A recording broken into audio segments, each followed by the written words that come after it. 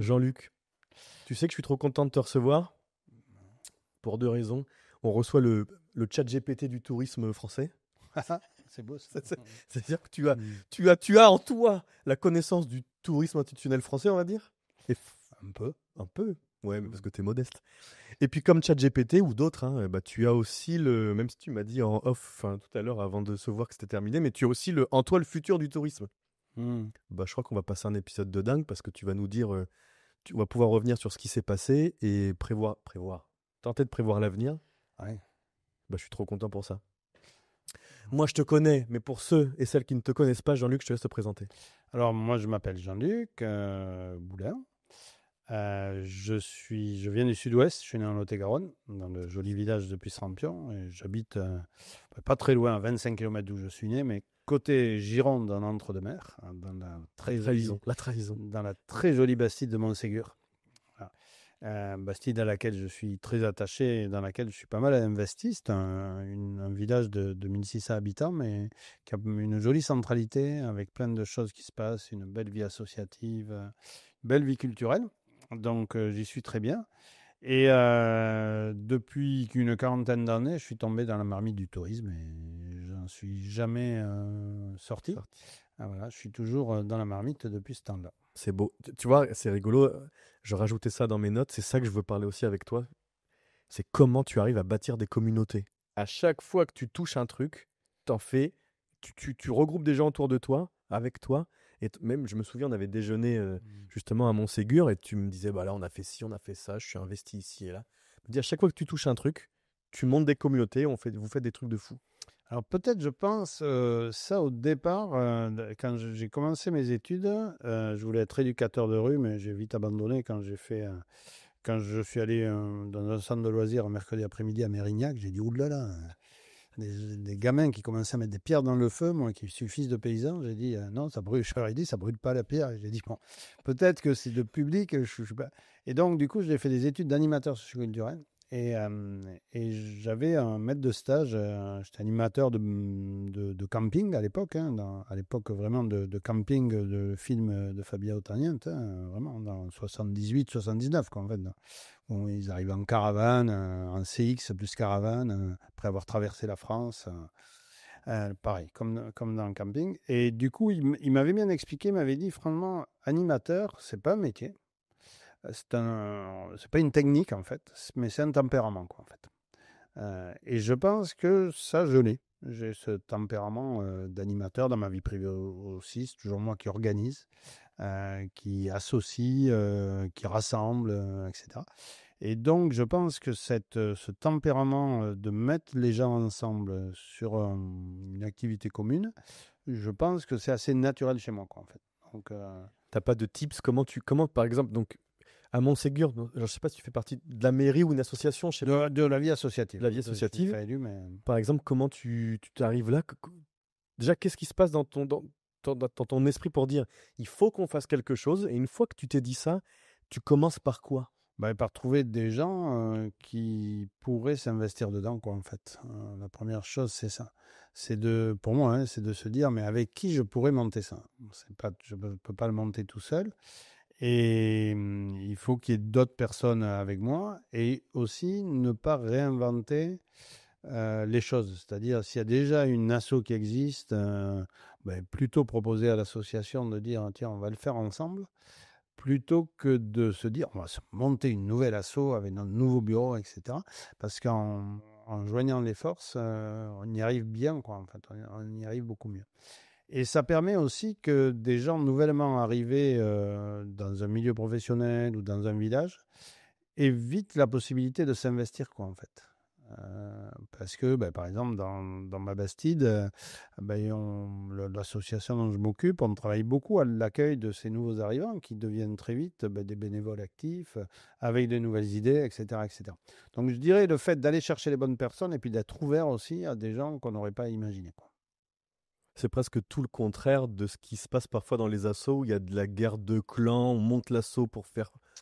Oui, c'est un peu ça. Il y a ce risque, hein, en fait, hein, même moi au sein de l'asso, des fois il y a ces réflexions. Mais non, on ne va pas prêter aux commerçants les guirlandes électriques, ça nous a coûté assez cher. Si, on va leur prêter parce que parce que c'est bien. Et puis, le jour où l'assaut des commerçants, on aura besoin d'eux, ben, on les trouvera parce qu'ils nous donneront un coup de main sur autre chose, quoi, en fait. Voilà. Donc, là-dessus, c'est pas mal et ça permet d'avoir en plus un beau territoire, un beau terrain d'expérimentation en termes d'attractivité territoriale. T'es en train de me manger ma transition, mais elle est merveilleuse. Alors attends, avant de t'emmener là-dessus, parce que magnifique, juste comment tu fais pour... t'as des nouveaux arrivants, comment tu les connais? Enfin, comment tu les attrapes? Comment tu les fais venir à toi? À l'assaut. Alors, il y a des ambassadeurs. Chez nous, c'est beaucoup les bistrots, quoi, en fait, parce que comme il y a pas mal de bars, il y a les patrons de bars. Il y avait une fille qui a vendu, mais ça continue pareil. Chantal, il y avait une tête qui arrivait. Elle disait, ouais, t'es nouveau, tu viens d'arriver, machin, etc. Et puis après, selon un peu l'activité de la personne, elle dit, ah, tiens, je vais te présenter à Raph, tu vas voir. Hop, tiens, Raph, lui, il vient d'arriver, etc. Et donc, ça se connaît pas mal comme ça. Purée, en fait, comme tu dis, on n'a rien réinventé, quoi. C'est Et les puis, mêmes recettes. voilà, et puis après, je sais pas, ça s'appelle le cabinet médical qui est aussi dans l'assaut, le Toubi du coin, et qui dit à un nouveau patient, vous pourriez aller voir machin, et hop, hop, hop. Et ça se fait comme ça, quoi, en fait. Les soirées, la vie du village, quoi, en fait. Ouais. Parce que tu dis 1600 habitants, il y a pas mal de bistrots. Combien il y en a? Autour de la place, il y a 7 bars et restaurants. Voilà, donc, pour 1600 habitants? Ouais. Ouais, vous savez vivre, c'est pour ça que... Oui, oui, c'est plutôt sympa, ça, c'est sûr. Tu vois, ça me fait ma transition finalement, en fait, à vous tout seul, à l'assaut, vous êtes un office de tourisme. Alors, on a une partie du job de l'office de tourisme qui est le lien social, quoi, en fait. Parce que pour moi, l'office de tourisme, de plus en plus, dans les périodes qu'on vit, à l'avenir, il aura un rôle de mettre en relation les habitants plus ou moins temporaires, avec, on en parlera sans doute, mais les catégories d'habitants sont de plus en plus diversifiées. Et il y a plein de gens à mettre en réseau, quoi, en fait. Et donc, ce rôle-là, il y a des offices de tourisme qui commencent à l'imaginer, mais c'est vrai qu'il n'est même pas commandité par les élus de façon générale, ok, ils voient qu'il faut faire l'accueil des nouveaux arrivants, mais ils ne voient pas que c'est permanent, ce lien social, quoi, en fait. Voilà. Et cette mise en relation. Donc là-dessus, on a ce rôle-là, oui, qu'un rôle d'office de tourisme. Après, cette association qui aujourd'hui s'appelle Vivre à Montséguré, au départ, c'était... alors c'est assez amusant parce que c'était l'office du tourisme local autrefois. Et quand en Entre-deux-Mers, il y a un peu plus de 30 ans, j'étais agent de développement local, j'ai contribué à créer un office de tourisme intercommunal, enfin intercommunautaire, sur l'ensemble d'Entre-deux-Mers, qui s'appelle l'Office de tourisme d'Entre-deux-Mers. C'est toi que je savais. Qui existe toujours. Et donc, on a bataillé avec les présidents des offices de tourisme locaux à l'époque, qui n'étaient pas super d'accord pour se rejoindre. Mais on a gardé, du coup, une association par commune où il y avait des offices de tourisme. Et cette association est devenue Tourisme à Montséguré. Et là, il y a un an, on l'a changé, justement.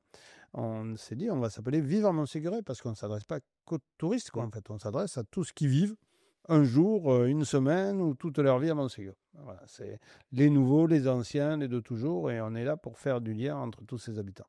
Ce qui est fou, c'est que tu es Alors, je sais pas si de la fou de la poule, mais j'ai bien l'impression que c'est en partie toi qui inspire ça. Là, nous, on a beaucoup de plus en plus de demandes d'offices, de départements qui veulent passer d'office de tourisme à agence d'attractivité. Ouais. Donc, attirer des locaux. Mais j'ai l'impression, avec ce que tu me dis, qu'ils le prennent par un bout stratégique et une réflexion stratégique. Tandis que toi, tu dis, en fait, il suffit de connaître les gens et le tissu local pour bien les accueillir, en gros. Ah oui, oui. Et puis en fait, il peut y avoir je pense qu'il y a une mission d'attractivité qui est à deux niveaux pour moi. C'est, pour certains territoires, attirer des nouvelles personnes. Je travaille en Aveyron, par exemple. C'est sûr qu'aujourd'hui, il y a un déclin démographique et qu'il faut attirer de nouvelles personnes. Puis je travaille avec d'autres territoires, comme en Bretagne, où finalement, il ils souhaiteraient qu'il y ait moins de nouveaux arrivants, justement, pour pouvoir garder des logements pour les personnes, les jeunes du coin qui en veulent.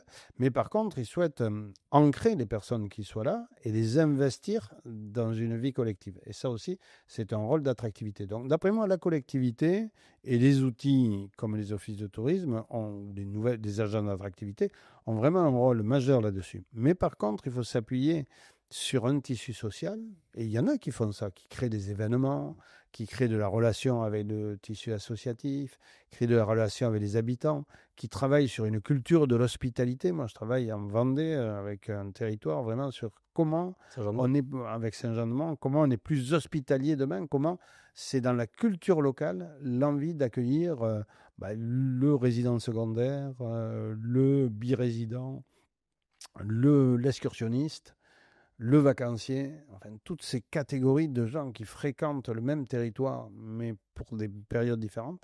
Comment on a envie d'accueillir tout ça et puis de faire du lien et de s'enrichir mutuellement de cet accueil. Voilà. Et là, il faut mobiliser le milieu associatif. Voilà. Alors c'est vrai qu'après, si tu es en rural, c'est plus facile peut-être de connaître les gens. Et puis, ça dépend de la culture locale. Peut-être qu'il y a une culture de l'accueil dans certains territoires qui est différente historiquement que dans d'autres. Alors oui, j'allais dire évidemment et encore que, mais tu crois pas que c'est lié à des gens, à une source de, comment dire, à peut-être parfois des initiatives personnelles qui font que est-ce que Montségur est réputé plus accueillant? Est-ce que la région est réputée plus accueillante? Non, mais pour moi, il y a plusieurs facteurs. Sur Montségur, l'urbanisme, il fait beaucoup. On est dans une bastide. Ouais, et une bastide, en fait, c'est une ville nouvelle, donc créée sur plan. Même si c'est au Moyen-Âge, c'est créé sur plan. Et donc, la fonction première d'une bastide est une fonction commerciale. Donc, en fait, il faut amener des gens sur la place centrale, qui est dégagée de l'église, puisque, comme c'est un pouvoir laïque, l'église est dans l'angle de la place de la Bastide. Et donc, ça fait que quand on est dans une bastide comme Montségur, n'importe où on va, on se retrouve sur cette place. En fait, c'est obligatoire. Et il y a des arcades, et en plus, nous, on a une halle qui fait salle des fêtes. Mais il y a des arcades sous toutes les bastides qui permettent d'être à l'abri. Et donc, du coup, c'est beaucoup plus simple de rencontrer du monde dans une bastide que, par exemple, dans un village heureux. Voilà, où c'est plus difficile. Donc, l'urbanisme, il fait beaucoup. Puis après, moi, je sais pas, cette bastide est étonnante. Dans les années 50, il y avait un comité des fêtes d'enfer, enfin, les fêtes du village. Il y a toujours eu une culture et festive et humoristique, et puis de tolérance assez exceptionnelle, de tolérance à l'autre qui est assez exceptionnelle. Et si j'en fais la transition de ce que tu peux faire avec Saint-Jean-de-Mont, par exemple, j'ai l'impression que de ce que j'entends, tu essayes de reproduire un peu ce que tu vis dans tes chairs depuis toujours et ce qui te semble naturel pour les clients. Par exemple, tu les accompagnes sur l'hospitalité. Qu'est-ce que tu leur dis? Quels sont les axes? Comment on travaille l'hospitalité avec une institution? Alors déjà, je pense que pour l'équipe de l'Office de tourisme, et comme pour moi au départ, ça redonne du sens à ce qu'on fait. En fait, moi, je me suis rendu compte que pendant une période de ma vie, j'avais des convictions, j'étais adolescent et jeune homme, j'étais extrêmement militant sur l'identité locale, sur la langue occitane, sur le Boulembural Pays, sur l'ancrage local, vraiment très militant. Et après, je me suis retrouvé à travailler dans le tourisme, donc faire venir des visiteurs internationaux qui peuvent être en contradiction. Il y a Airbnb qui est arrivé, donc on commence à parler sur tourisme, etc. Et dire, est-ce que finalement le tourisme, l'activité touristique, quelque part, elle peut être dommageable pour un territoire? Et en fait, travailler sur l'hospitalité, travailler sur la qualité de vie pour les habitants, pour l'ensemble des habitants, et considérer les touristes comme des habitants temporaires, mais ça change tout. Puisque en fait, tu vas travailler globalement et de façon peut-être un peu naïve, mais tu vas travailler pour que ça fasse du bien aux gens simplement, en fait. Se rencontrer, parler ensemble, se saluer, se connaître, c'est de l'enrichissement pour tous, quoi, en fait. Et ça, le moment de tourisme peut vraiment être un vecteur pour ça. Et puis, tu vas travailler aussi pour que ça contribue vraiment à l'économie locale et qu'un visiteur, un nouvel habitant, un nouveau résident sur un territoire soit vraiment un vecteur d'enrichissement local et puis que l'ensemble de ces personnes-là s'engagent collectivement. Donc du coup, déjà au départ, tu vas donner à l'Office du tourisme et à l'équipe de se dire, ouais, on va travailler sur l'hospitalité, sur cette culture d'accueil, sur cette culture du vivre ensemble. C'est quand même plus positif parce que tu dois t'en rendre compte aussi, Greg, c'est que tu as des agents dans des offices de tourisme qui ne sont pas super fiers de travailler dans le tourisme. Ouais, exactement. C'est pour ça que ça m'intéresse vraiment. Genre, on n'en parle pas vraiment avec mes copains parce que, franchement, le tourisme, ou bien l'autre jour, j'étais dans un accueil, une fille qui me disait, ah ouais, moi, quand je reçois encore une fois des couples de retraités qui cherchent une résidence, à s'installer sur place, je dis, ben non, mais moi, je cherche aussi, comme tous mes copains, on cherche à s'installer là. Et donc, travailler dans le tourisme, c'est pas forcément super vendeur. Ça, et tu vois, le métier le plus péjoratif dans un office de tourisme, c'est le métier de l'accueil. Tu vois, quand on fait des séminaires avec toutes les... Tu l'as vécu 100 fois, hein. On fait des séminaires avec tout un office de tourisme. C'est les gens de l'accueil et c'est presque le métier le plus dévalorisé, alors que c'est l'essence même de ce qu'on doit faire, en fait. Eh oui, oui, tout à fait. Et c'est ça que même pour nous, parce qu'on les conseille également aussi, mais je n'arrive pas en masse. Après, tu as des réactions individuelles, mais comment le fait de leur faire comprendre en masse que c'est presque le plus beau des métiers de l'accueil, en fait. Ah, et puis le plus essentiel, en fait. Et que nous, en com, on a un métier magnifique, mais c'est juste pour enrober le reste. C'est pas l'essence même du métier. Et ouais, non, c'est vrai. Moi, hier, je faisais des entretiens dans le cadre d'un regroupement d'offices de tourisme, et il y a une jeune femme, 26 ans, qui me dit, moi, l'accueil, ça me dérange pas, mais bon, ça va quoi. J'ai envie de faire de la communication, voilà. Et là, je dis, waouh. C'est sûr que comme ça, c'est un peu compliqué. Moi, je pense que justement, alors il y a des raisons à ce que l'accueil soit mal considéré. Moi, et quand j'étais directeur d'office de tourisme, je me rappelle quand il a fallu nommer un responsable accueil qualité, un RAC, dans le cadre de la démarche qualité.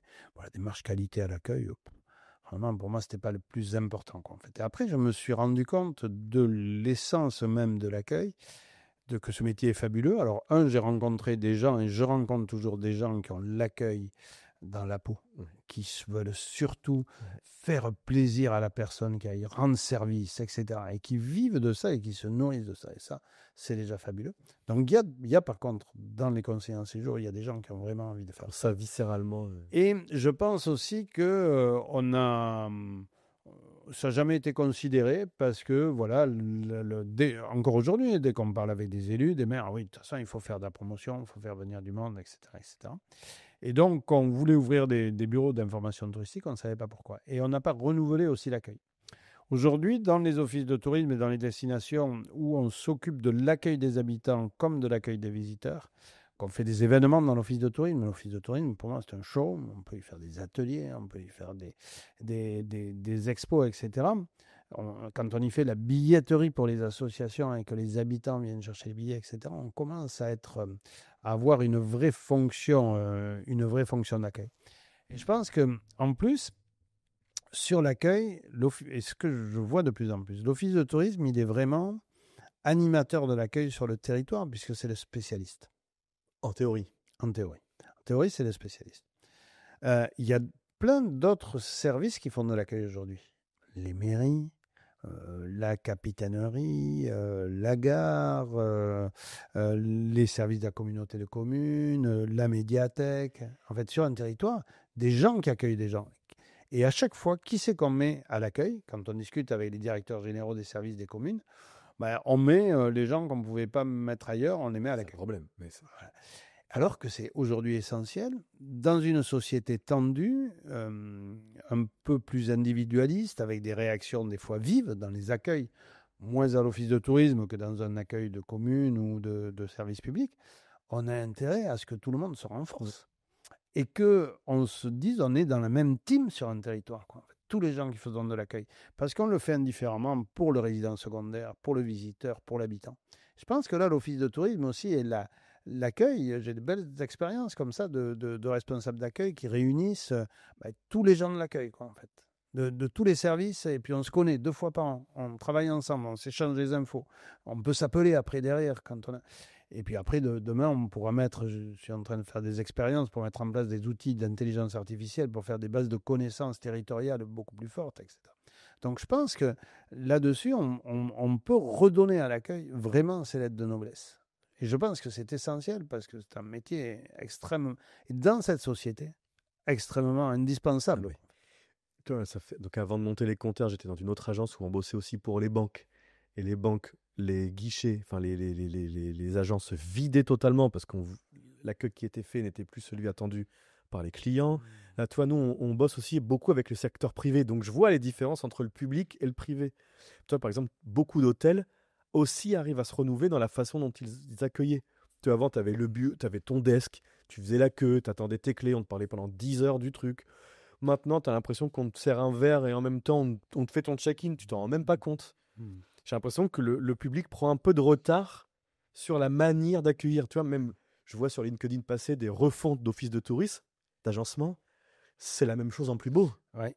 Ça change pas fondamentalement. Ouais. Et il y a un truc qui manque beaucoup.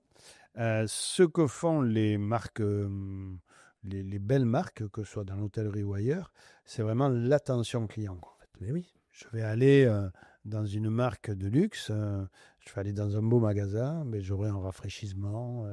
Je pourrais m'asseoir, je serai dans un lieu qui soit beau, etc.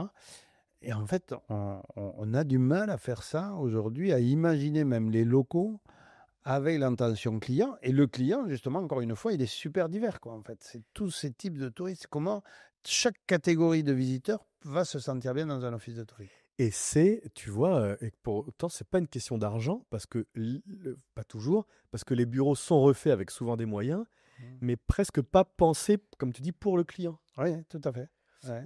Dans le siège, là, on avait reçu un consultant, un César, qui était super, qui faisait du consulting pour l'hôtellerie. Il disait la même chose que toi. C'est rigolo, hein. Un hôtel, vous devez penser à tous les types de personnes que vous allez accueillir, et chacun a des particularités.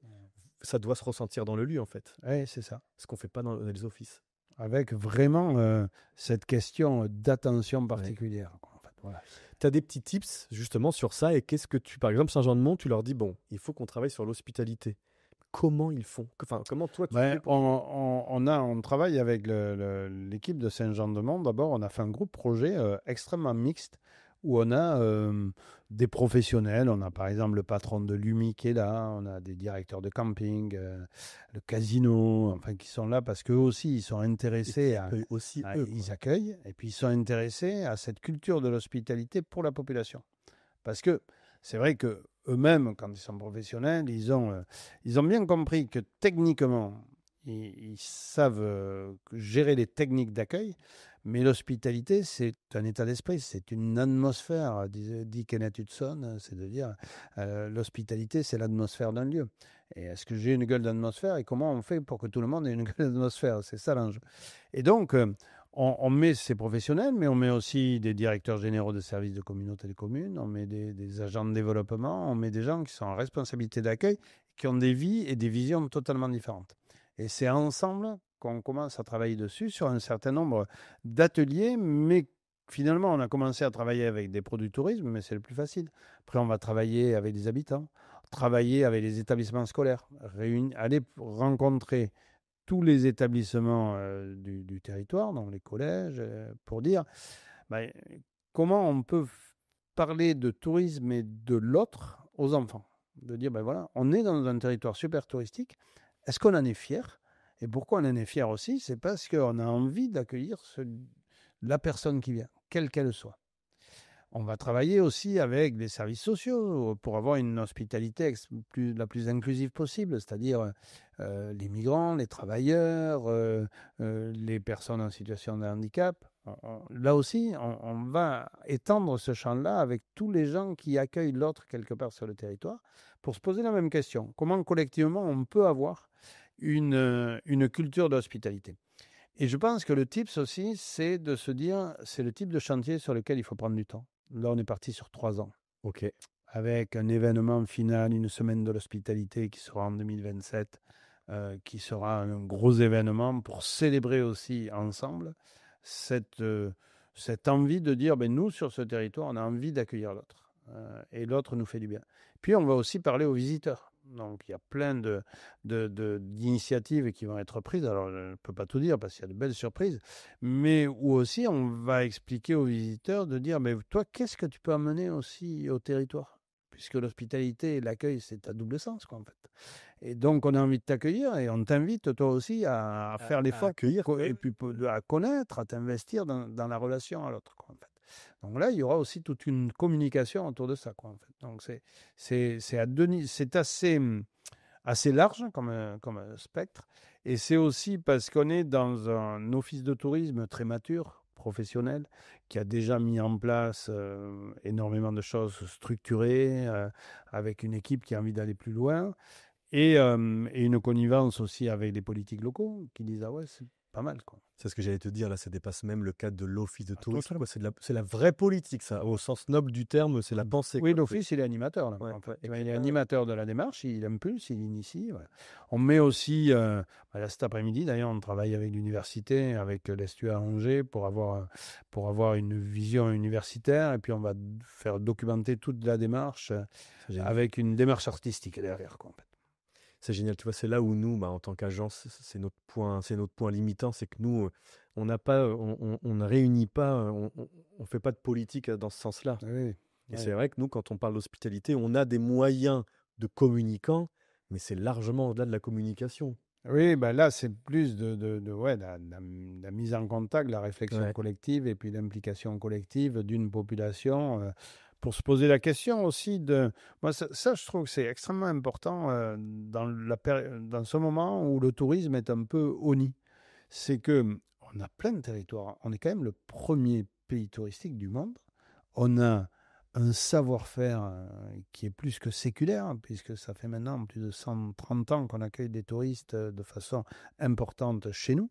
On a des professionnels d'une qualité énorme et on jetterait le bébé avec l'eau du bain. Alors que un territoire avec une culture touristique, c'est fantastique. Et quand on commence à faire du travail avec les habitants sur c'est quoi l'histoire du tourisme chez vous, et qu'on le lie avec ce sentiment de surtourisme, et que les plus anciens disent « Ah ben oui, nous, dans les années 80, 70, quand on attendait que les touristes arrivent, parce que certes, on savait qu'il allait y avoir des embouteillages. » Moi, j'avais le témoignage l'autre jour de personnes qui disaient « Ah oui, quand j'étais petite, je me rappelle, il y avait, avec ma mère, on sortait de la maison parce qu'on habitait sur la route qui reliait la presqu'île et on allait mener de l'eau aux gens dans les voitures parce qu'ils étaient bloqués en plein été, sans clim, etc. » La culture c'est incroyable. Ben ouais.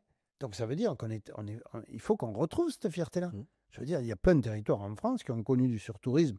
Quand je dis surtourisme, des journées de fréquentation énormes. Oui, parce que c'est ça aujourd'hui qu'on a toujours d'ailleurs. C'est-à-dire. Mais j'aime bien que tu reposes le truc parce que surtourisme, c'est des pointes avec trop de monde. C'est pas une situation vécue toute une année. Oui, surtout quand ça dépend du lieu, mais quand tu es sur un territoire qui est adapté pour recevoir beaucoup de visiteurs. C'est ce que Rémi Knafou, le géographe de talent, démontre bien. Il dit finalement, si on prend une station balnéaire conçue pour accueillir 100 000 habitants, évidemment, et que l'hiver, il y a 2 000 habitants, l'été, il va y avoir beaucoup de monde, mais on aura la station d'épuration, on aura les parkings, on aura les navettes, et donc on aura une très forte fréquentation, on aura le week-end de l'Ascension qui sera blindé, etc. Mais on n'est pas comme sur un lieu, un espace naturel, qui va souffrir parce qu'il y aura plus de monde que ceux qui ne peuvent accueillir. En fait, la fréquentation, c'est quoi? C'est juste le rapport entre la capacité de charge et le nombre de personnes. Donc, il faut au départ calculer la capacité de charge, comment on est en capacité d'accueillir du monde, et ensuite voir jusqu'où on peut accueillir. Mais comme on n'est plus du tout dans une analyse objective, on se retrouve, et surtout après la période de Covid, où il y a un égoïsme quand même, où je ne veux plus partager mon petit coin de bonheur. J'étais si content pendant le confinement qu'il n'y ait personne sur ma place. Tu l'as senti, toi, ça? Alors, énormément. Les nouveaux résidents, notamment, très souvent, qui se sont installés, et puis qui étaient vacanciers. Et puis, une fois que je suis là, Attends, moi, je veux plus avoir dans mon champ de vision là, des visiteurs, et donc je veux plus partager. Et donc, du coup, halte, haro sur le surtourisme, c'est quoi? Haro, dans des secteurs touristiques, sur un certain nombre de journées par an, où c'est blindé. Mais si on renverse le truc, on pourrait attendre ces jours-là aussi, parce qu'on a de super souvenirs. Ok, c'est embouteillé, tu mets 1 heure de plus pour aller à la plage, tu ne trouves pas une place en terrasse, mais c'est ce qui permet quand même d'avoir des commerces ouverts toute l'année, et puis voilà. Et tu vois, j'ai l'impression que c'est, comment dire, le terme est arrivé, il a plu aux grands médias parce que ça donnait un petit grain à moudre, et maintenant on a que ça à la bouche.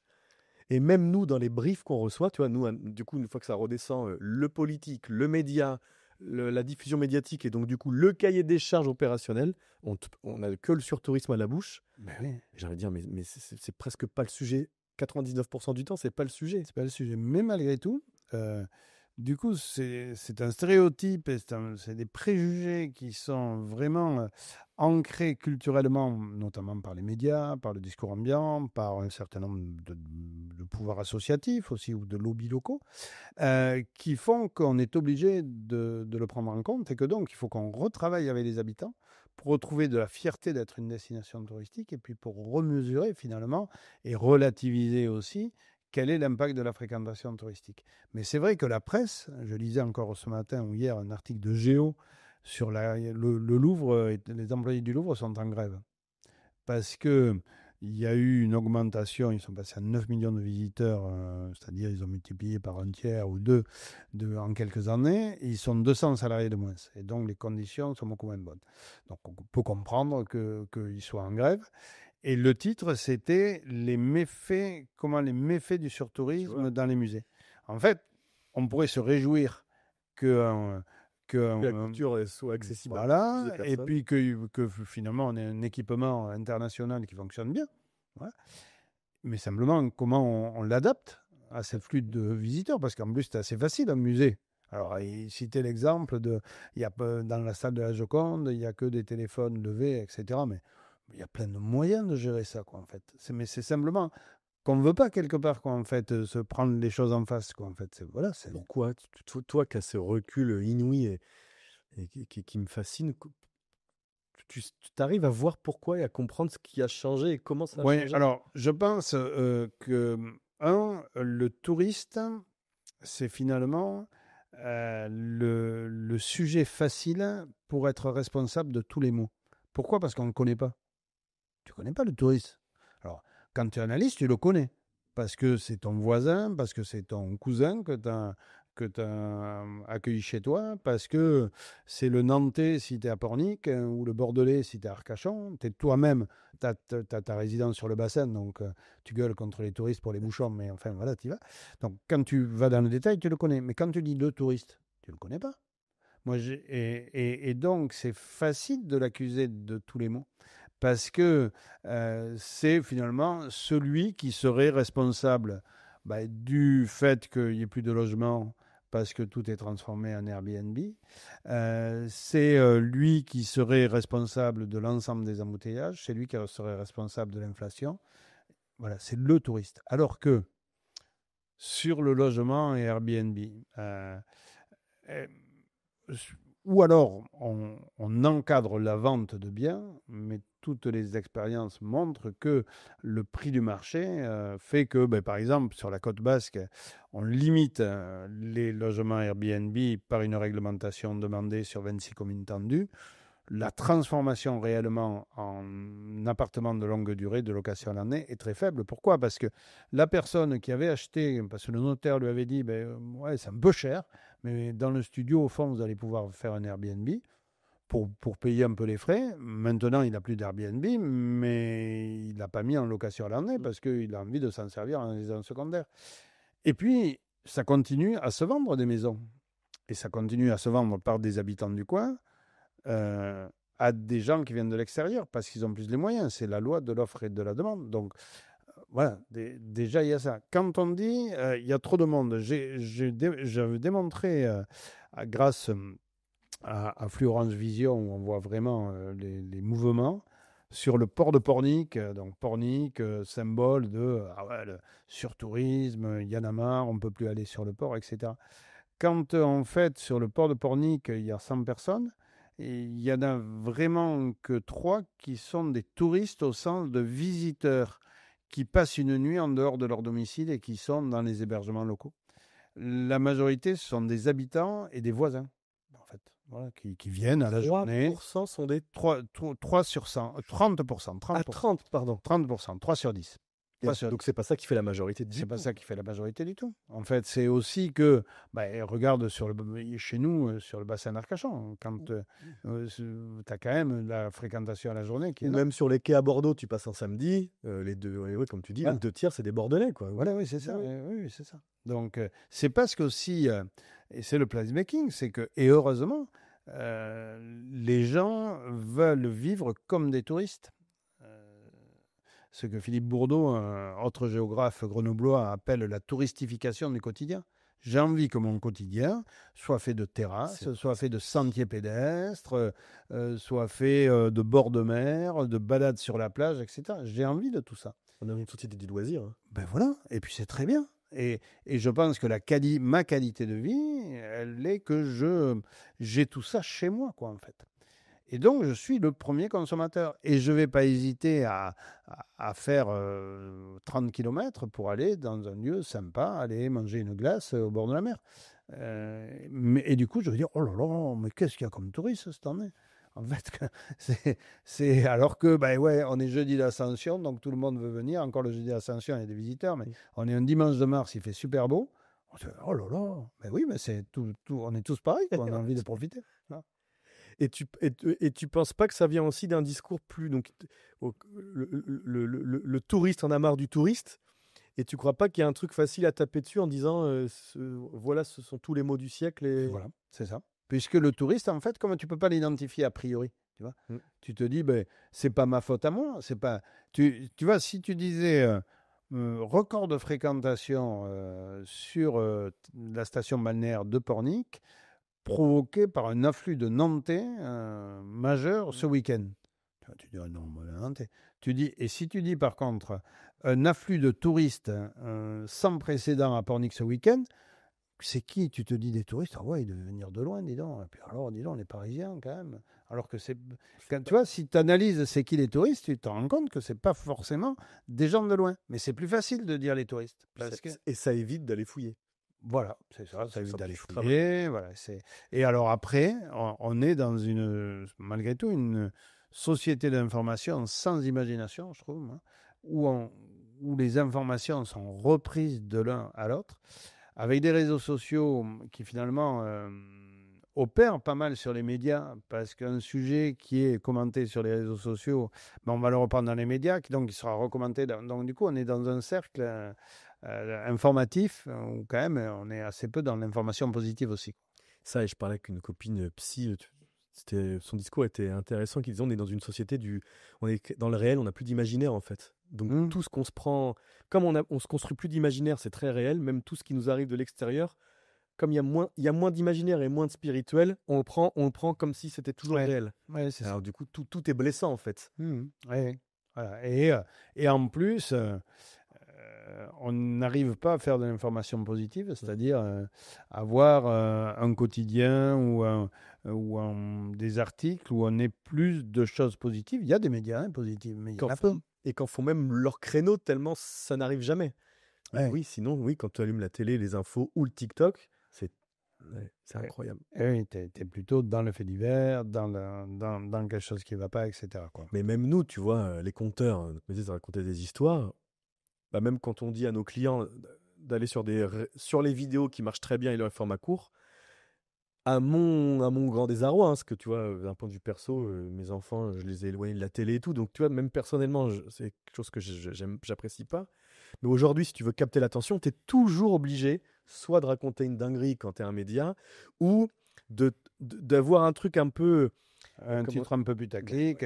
Sinon, parce que les gens passent à côté, quoi. Oui, c'est ça. Oui. C'est très... dans le flux, sur le flux de ton mur, tu vas aller sur... Et comme en plus, la dopamine amène la dopamine, ce que tu considérais comme putaclic il y a un an, tu es obligé de faire encore un peu plus. Ouais. Et donc, tu as une sorte de comme ça, d'infini. Ce qui est dur d'ailleurs pour nos clients office de tourisme parce que, Ouais. et je comprends, Oui, ils parce ont que- du mal à aller là-dedans, mais c'est la oui, et seule. puis à raconter les faits divers. Non. Ouais. Non, mais même, c'est vrai, c'est pas simple. Ouais. Ah non, c'est pas ça. Parce que, oui, non, c'est des mecs, Qu'est-ce qui a changé pour toi tu dis maintenant, il y a plein de touristes différents. Le touriste est aussi l'habitant. Qu'est-ce que- Est-ce qu'il y a des tendances qui ont émergé, des nouveaux touristes, des nouveaux clientèles à aller chercher? Qu'est-ce que tu as vu, toi, en toutes ces années? Est-ce que tu vois maintenant dans ton nouveau métier aussi de... Alors, sur les zones touristiques, je vois quand même un truc vraiment marquant, c'est l'évolution de la résidence secondaire, quoi, Ok. à plusieurs niveaux, quoi, en fait. Alors, il y a des territoires quand même aussi en France, tous ces lits en résidence secondaire qui sont qui sont souvent des lits froids, mais parfois des lits chauds, je vais y revenir. C'est souvent 60-70% des habitations d'un territoire touristique. Ok. Voilà. Et là, on se retrouve avec des résidences secondaires de plus en plus nombreuses. Puisqu'en fait, augmentation du pouvoir d'achat, immobilier avec des prix très différents selon les secteurs d'Europe, fait que si j'arrive d'une ville du nord de l'Europe, je peux facilement acheter un bien dans un autre endroit et donc, du coup, mécaniquement, ça a augmenté le nombre de résidences secondaires. Mais dans les résidences secondaires, on se retrouve avec l'apparition de Airbnb et des plateformes qui fait que finalement, on ouvre à la location. C'est ça que s'appelle l'ICHO, du coup. Voilà, et ça devient un lit chaud. Voilà, alors mécaniquement, ça baisse le coût d'entretien dans la résidence secondaire, mais du coup, ça fait venir quand même plus de visiteurs sur un territoire. C'est d'ailleurs la contre-attaque d'Airbnb de dire finalement, nous, on amène du monde dans des zones, notamment en ville, où il n'y a pas d'hôtel. Alors, J'ai entendu son podcast, voilà. podcast du créateur, là, il disait exactement Voilà, ça. oui, c'est ça, c'est l'argument récent. Donc, première chose, et puis aussi les propriétaires de résidences secondaires qui deviennent de plus en plus birésidents. C'est-à-dire qui, alors, et moi, la birésidence, je trouve que c'est un phénomène super intéressant. C'est-à-dire, c'est le fait d'être, ou par exemple, si je suis dans un secteur accessible par TGV, et qui peut être un secteur rural aussi de ce fait, pas forcément touristique, je vais être 3 jours chez moi et 4 jours à Paris, ou 3 jours à Paris, 4 jours à Paris. On connaît tous, sur les lignes TGV, de plus en plus de gens qui fonctionnent comme ça, avec une activité entre télétravail et accessibilité. Ça permet d'avoir une vie sur l'endroit où j'ai ma résidence secondaire et qui est plus forte, même si je suis en activité. Puis la deuxième catégorie, ce sont les résidents retraités, avec, j'étais en Bretagne au mois d'avril, et j'étais dans les bureaux d'accueil de la presqu'île de Quiberon. Et là, tu avais l'arrivée des résidences secondaires. C'est-à-dire, on arrive pour la saison. Et là, tu as des gens qui sont d'abord super consommateurs, qui ont envie d'être considérés comme des locaux, puisque quand même, on est là 5-6 mois par an, quoi, en fait, qui ont un vrai pouvoir d'achat, qui ont le temps, etc. Et là, comment on fait justement pour vivre avec ces nouvelles populations de birésidents qui sont finalement des habitants plus ou moins temporaires, qui eux ont alors vraiment un quotidien de touriste, parce qu'en fait, tu vois, si je viens en télétravail à Royan pour le week-end, je vais quand même voilà, travailler un peu, mais je vais avoir une vie de touriste. Et du pouvoir d'achat, comme tu dis. Donc ça, c'est vraiment dans la vie touristique, c'est vraiment quelque chose d'assez nouveau. Et ça intervient pas mal aussi en milieu rural, quoi, en fait. Hein. C'est quand même... voilà. Et je pense que c'est très intéressant d'avoir ces personnes-là. Alors c'est vrai que ça concourt à la saisonnalité aussi. C'est vrai qu'en plein hiver, il y a toutes les résidences secondaires, pour le coup, elles sont fermées. Mais ça permet pas mal. Dans les zones tendances, ce que je vois, c'est aussi tout ce qui est les formes d'hébergement extrêmement différentes, que ce soit l'habitat insolite, que ce soit Là, la semaine dernière, je suis allé inaugurer à Cap-Breton, là, chez le fils d'une amie, une surf house. Donc, le concept, c'est, pour le moment, les surf camps, pour le surf, c'est plutôt du camping. Et puis Très, l'école de surf à côté. à la route. Voilà. Là, c'est une maison années 50, rachetée pour être transformée chambre d'hôte et petit appartement, voilà, avec un côté dortoir, un côté chambre à deux, etc. Et ça, c'est le surf camp. Avec, par contre, en gestion libre, donc tu vois, ça veut dire que tu as quand même une cuisine équipée pour que chacun puisse avoir son repas, etc. Une sorte de colloque de surf. Mm. Et donc, avec un public type trentenaire, actif, les anciennes des écoles de commerce, les séminaires d'intégration, etc. Et donc, avec une idée de dire, ben, si sur Cap-Breton, on en a plusieurs maisons comme ça, ben, on peut avoir un produit qui, finalement, va faire fonctionner l'école de surf. Et donc, du coup, dans l'hébergement, il y a quand même des concepts entre les hébergements insolites, les digitaux nomades qui sont souvent un peu liés à ça, etc. Il y a vraiment une possibilité de se diversifier dans l'hébergement qui est aujourd'hui fantastique, quoi, en fait. Qui brouille des pistes un peu. Donc c'est un peu plus compliqué pour les porteurs de projets, c'est compliqué pour les offices de tourisme parce que ça ne rentre pas dans Tourinsoft. On n'a pas la case. Hein. Ben, aussi, Tourinsoft, je pense que le classement Tourin France, Tourin France, je crois qu'on l'a fait, des systèmes d'information touristique, la norme Tourin France, je pense que c'est dans les années 80. Enfin, voilà, on pourrait peut-être... Il y a eu un petit peu de changement. Voilà, on pourrait peut-être la remettre à jour. Mais c'est un peu compliqué parce qu'on a des prestataires comme ça qui sont dans zéro case, quoi, en fait. Hein. Le gars, il est prof de yoga et en même temps, il a 2 yourtes, mais il est aussi coiffeur et il fait un peu de vin. Ok, tu le mets où, quoi, en fait. Tu as plein de producteurs. Voilà, moi, c'est aussi le boom des produits locaux, quoi. Ouais, en fait. Ouais, c'est totalement. Fantastique. Parce qu'avant, on partait d'agritourisme, c'est-à-dire un agriculteur qui a une activité touristique, qui était classifiée dans Bienvenue à la ferme, tu faisais du camping, de l'auberge, etc. Aujourd'hui, tu as des concepts. Dans le vignoble, la crise donne des idées aux viticulteurs. Ils inventent des choses tous les jours. Ils sont obligés, mais c'est chouette. Tu vois, j'étais dans le siège, il y avait une viticultrice, la Grande Clotte, du côté de Saint-Émilion. Elle disait ça. Nous, on a perdu notre seul client. Il est parti, parce qu'on vendait tout à l'export. Il a fallu qu'on réinvente notre métier de faire alors, ils avaient déjà de l'accueil, mais faire des soirées, faire du séminaire, et c'est devenu ultra créatif. Sauf que, comme tu dis, comme ça rentre pas dans des cases institutionnelles, l'institutionnel, à part Pulpe en Gironde, oui. eux, mais parce qu'ils sont vraiment à part. Oui. Mais sinon, l'institutionnel a du mal à s'emparer de ces sujets-là un peu modernes, parce que, comme tu dis, ça rentre tellement pas dans les cases qu'ils savent pas comment le produire, enfin comment le communiquer. Puis c'est basique, mais quand tu travailles avec les offices de tourisme sur leur marketing de service, c'est-à-dire que alors le pack premium de l'office de tourisme, j'ai la fiche pour les campings, les hôtels, les meublés, les activités de loisirs. Puis après, il y a un truc qui s'appelle autre. Des fois, bien alors, mais je le mets dans commerçant, activité de loisirs. Alors, puisque oui, non. Et là-dessus, il faudrait faire preuve de créativité aussi. C'est dur, hein, ouais. dans les équipes, quoi, en fait, tu vois, de se dire, attends, remettons-nous en question.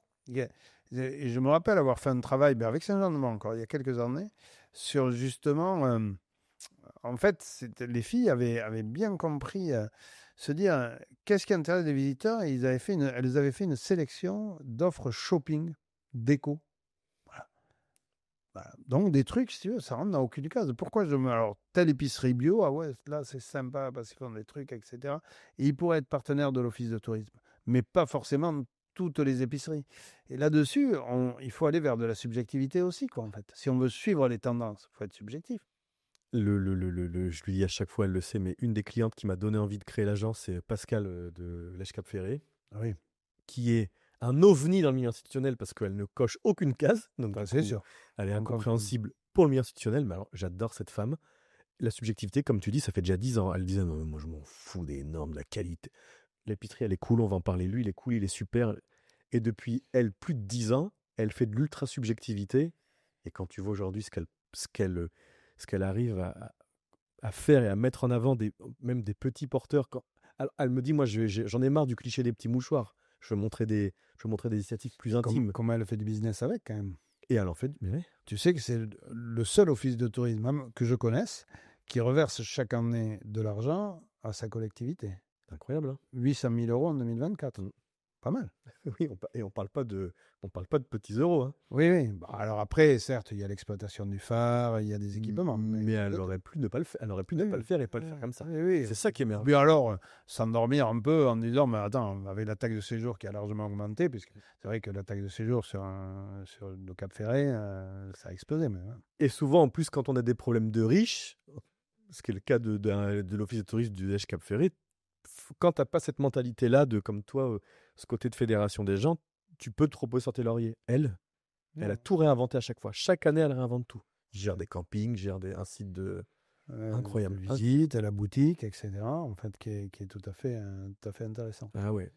Mm. Justement, tiens, ça me fait ma transition sur l'après. Donc, tu vois, nous, on travaille pour moitié privé et moitié public. Ce qui est génial, c'est que un privé, il fonce. Il te dit, attends, moi, j'ai besoin de faire connaître ma marque, d'accord, ma notoriété. Mais ma notoriété, si je vends rien derrière, c'est peut-être signe que ma notoriété est mauvaise d'ailleurs. Mais un office de tourisme, comme il ne vend pas, une destination, on va pas prendre un office, une destination comme elle ne vend pas, du coup, elle fait de la notoriété un peu, c'est pas inutile, mais on fait de la noto. Ouais. Puis tu mesures rien derrière. Nous, on a le truc du privé où on essaye d'être efficace. D'ailleurs, c'est marrant parce qu'on se fait un peu taper dessus. On a un discours de soyons efficaces, c'est de l'argent quand même. C'est un peu tous le nôtre, donc soyons efficaces. On a des initiatives comme les Cap Ferry où elle y va. Qu'est-ce que tu remarques, toi, dans nos destinations et pourquoi il y a Alors, ça se trouve, tu vas me dire, mais Greg, t'es à côté de la plaque, moi, on y arrive, mais comment on fait pour rendre tout ça plus, tu sais, pas efficace, mais efficient? Ah, oui, ça c'est la bonne question. En fait, pour moi, il y a une technique qu'a fait, par exemple, Nicolas Martin, enfin Olivier Ocelli à Bordeaux, plutôt Olivier Ocelli, le directeur de Bordeaux. Tu arrêtes des choses, quoi, en fait. Tu vois, par exemple, pour des questions là, de volonté de tourisme durable et d'engagement politique de la municipalité de Bordeaux et de la métropole, l'Office de Bordeaux a arrêté de faire des campagnes de promo à l'international. Et pour pas avoir à faire des déplacements, et puis pour dire on aime mieux nous privilégier les visiteurs qui viennent de proximité, qui peuvent venir en train par exemple, etc. Bah, du coup, comme il disait, j'étais avec lui au mois de janvier à Québec dans un colloque, il est au Canadien, on leur dit il faut arrêter de faire la promo internationale, il a dit finalement on a arrêté nous institutionnels. Il n'y a pas forcément moins de Japonais ou moins d'Américains qui viennent là parce que, en plus, les facteurs sont tellement différenciés, sont tellement particuliers que ton coût de la promotion internationale, à part de servir une compagnie aérienne, tu vois, pour les aider à mettre en place une nouvelle ligne, tu n'as pas beaucoup de... Donc déjà, si on arrête des choses, on se rend compte qu'on n'est pas forcément efficace. Et puis, c'est aussi... quand on est sur de la notoriété beaucoup plus segmentée, quoi, en fait. Et d'après moi, il faut que les offices de tourisme, maintenant qu'ils sont structurés pour la majorité, se mettent à faire du business. Alors, c'est mon sujet du moment, ça. Il y a plusieurs raisons à ça. Il y a la taxe de séjour va arriver à un palier. Là, il ne faut pas oublier que les offices de tourisme, ils viennent de connaître 6 ans, là, depuis la loi de finances 2019, où les plateformes doivent financer la taxe de séjour, et ce qui est tout à fait logique, une période d'embellie. Vraiment. Alors, évidemment, tous les offices ne sont pas en épique, etc., mais il y a vraiment une vraie période d'embellie. Donc, ça va s'arrêter parce que déjà, tout le monde... et puis tout le monde veut manger sur la taxe de séjour. Hein, les 34% de la GPSO, tu sais, dans le sud-ouest, on a 34% de plus pour financer les infrastructures prélevées par la région. En Ile-de-France, c'est 200% de taxes additionnelles régionales. Les départements pensent augmenter, ils sont à 10, ils pensent augmenter. Donc, je veux dire, au bout d'un moment, quand tu seras à 10 € par nuit, tu vas arrêter. Donc, on va aller avec un panier et les subventions publiques, elles ne vont pas augmenter. Donc, il va falloir trouver des sous. 2, ça amène du business sur le territoire. Là, si on réinvente un peu les services commercialisation, c'est-à-dire pas se limiter à faire ce qu'on faisait avant, uniquement du groupe en envoyant le catalogue annuel, mais travailler sur la fédération du tourisme d'affaires, notamment avec cette nouvelle offre de tourisme d'affaires. Tu parlais, tu vois, par exemple, des châteaux dans le vignoble qui ont une offre nouvelle, mais qui ne savent pas forcément la vendre, etc. Tu fédères tout ça.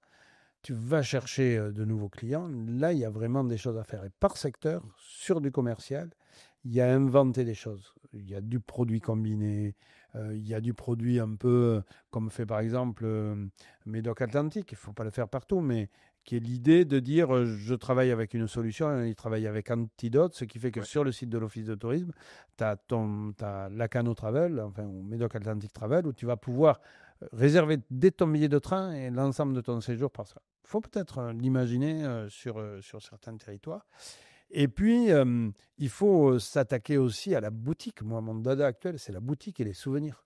D'abord, il faut faire monter en gamme les souvenirs. Ça, évident.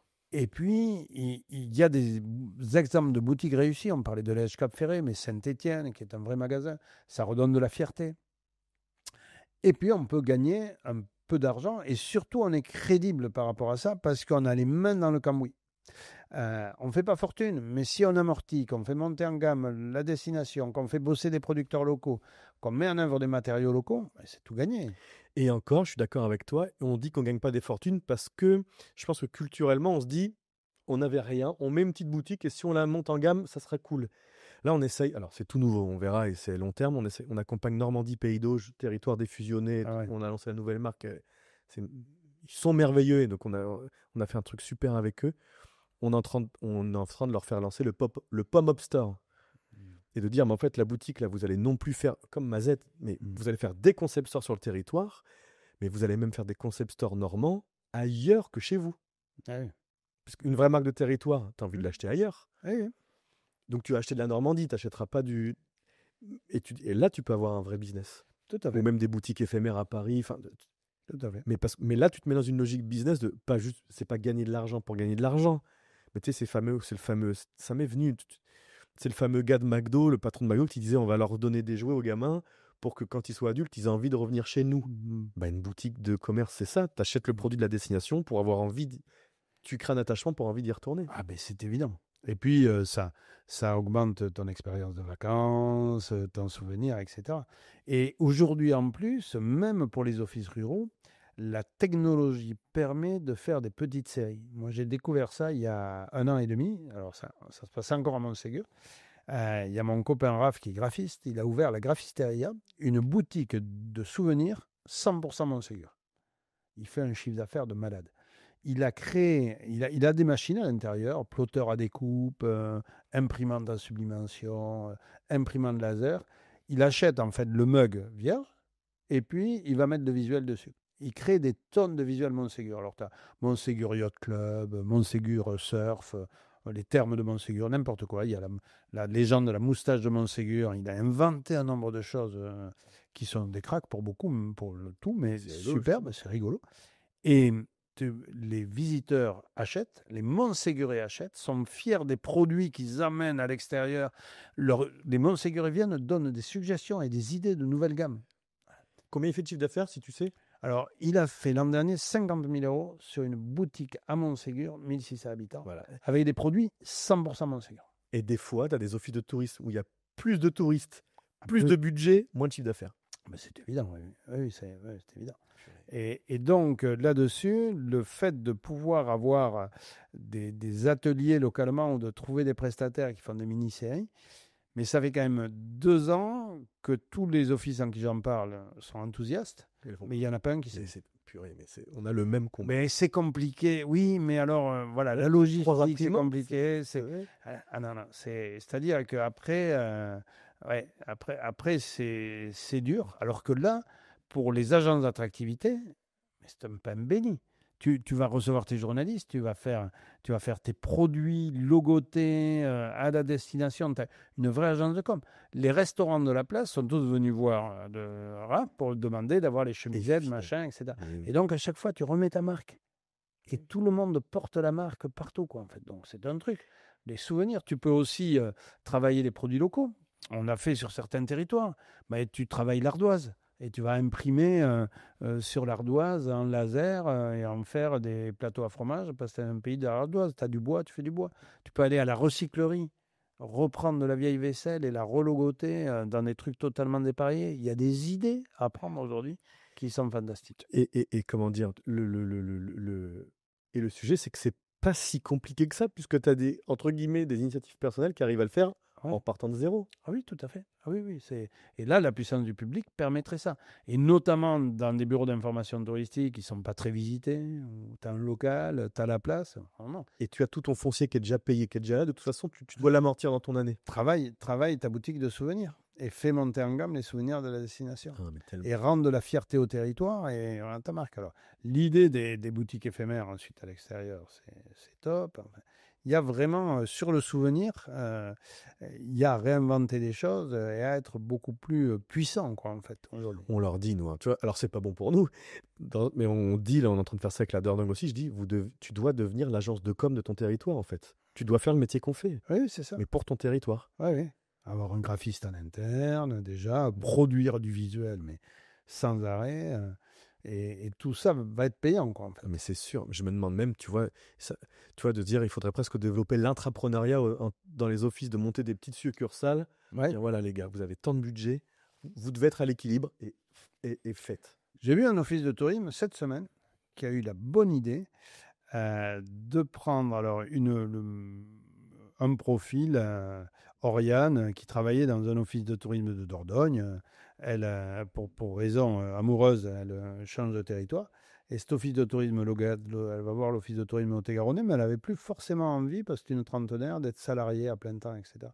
Et bien du coup, elle fait partie de l'équipe, pour le moment 1 jour par semaine, mais en freelance. Et elle apporte un truc, j'imagine, hyper. Et moi, alors là-dessus, puisque moi je suis beaucoup les mouvements de freelance, Cosmunity à Bordeaux notamment, avec Pauline Tréquesser qui a monté toute cette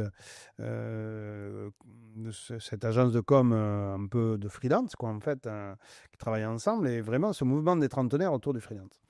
Et moi, je me dis que mixer dans les équipes des entrepreneurs qui vont amener un petit plus, mais qui vont avoir une garantie de travail minimale avec l'office de tourisme, mais qui vont aller chercher les clients ailleurs, qu'est-ce que ça peut renouveler un peu les équipes? Moi, j'ai 2 profils comme ça à l'agence. Tu peux pas le faire avec tout le monde. Non. Enfin, il faut une certaine plasticité mentale, de travail pour les deux. Entend nous, dirigeants, que, bah, en tout cas, ça marche. Parce qu'en plus, même quand ils travaillent pas pour les compteurs, bah, ils se nourrissent ailleurs. Et oui, Donc c'est même eux, ça leur fait une pause autre. Et ce qu'ils apprennent ailleurs, humainement, le ramène ici, ou pas d'ailleurs, mais ça. ça apporte un truc totalement différent. Oui, oui, c'est ça. Ah ouais, totalement. Et ça permet d'amener du sang neuf. Et justement, peut-être qu'une des solutions pour le business, notamment sur des métiers qui correspondent bien aux freelance, qui mettent autour de la com, de la création, voire de la vente, mais plutôt que de se dire, mais qui c'est que je vais trouver en interne, il faut que je recrute, quoi, en fait. Mais bon, peut-être on ne va pas recruter classiquement. Peut-être on va trouver un partenaire qui va travailler de façon un peu exclusive pour l'office de tourisme, qui va quelque part faire partie de la team, mais en ayant aussi une certaine indépendance. Et j'adore ton idée, parce qu'en plus, je pense que quand tu te mets dans la machine d'un organisme de gestion, tu te fais broyer par la machine. Oui, bah, ouais, c'est le risque, quoi, en fait. Parce que même avec toutes les bonnes idées que tu arrives, 3 mois après, tu parles, l'élu ne veut pas. Tu as ça à la bouche. C'est ça. Mais je pense que Ouais. tu ne peux pas faire autrement. Tu Ouais. as quelqu'un d'extérieur à ça.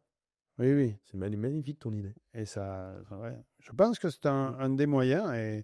Et donc, de faire que les offices de tourisme demain, ils bosseront, d'après moi, beaucoup plus en transversal, comme animateur de l'hospitalité localement. Et puis, il faut qu'ils se remettent au business, quoi, en fait.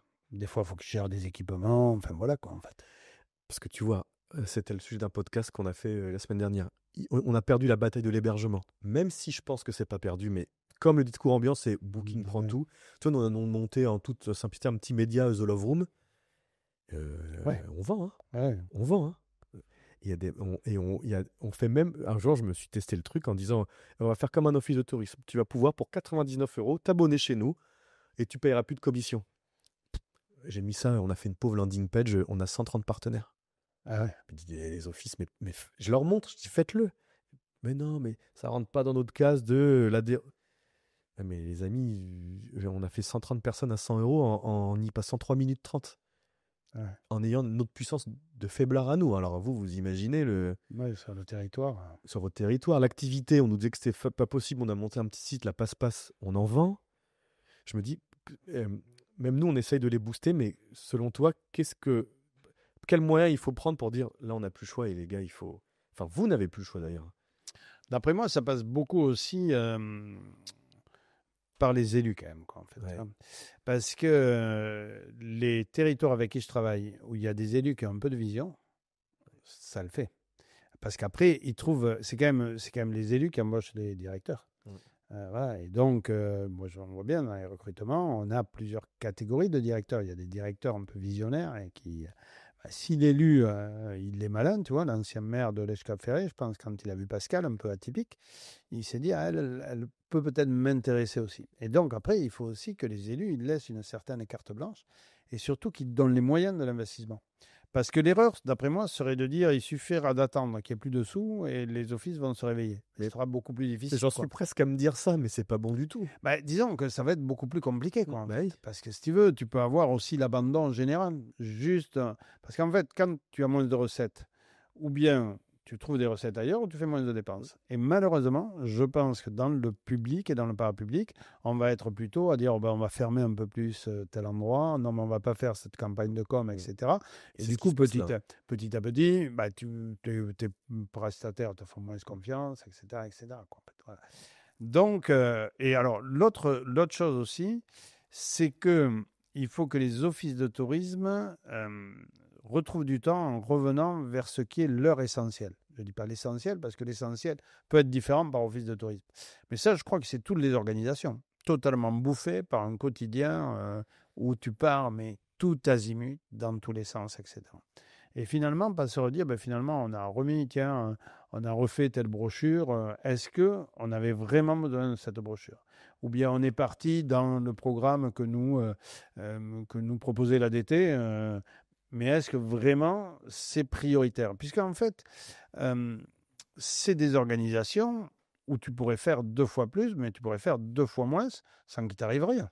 Tu vois, c'est pas... Tu n'es pas dans une caserne de pompiers, là, quoi, en fait. Tu vois, c'est-à-dire, le monde ne va pas s'arrêter de tourner. Mais simplement, au bout d'un moment, il faut faire des choix. Il faut faire des choix, parfois douloureux.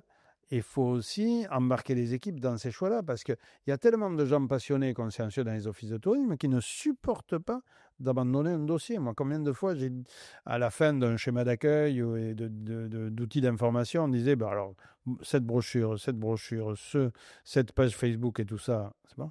Et la personne qui s'en occupe, elle est meurtrie dans sa chair, quoi. Enfin, ça va, quoi.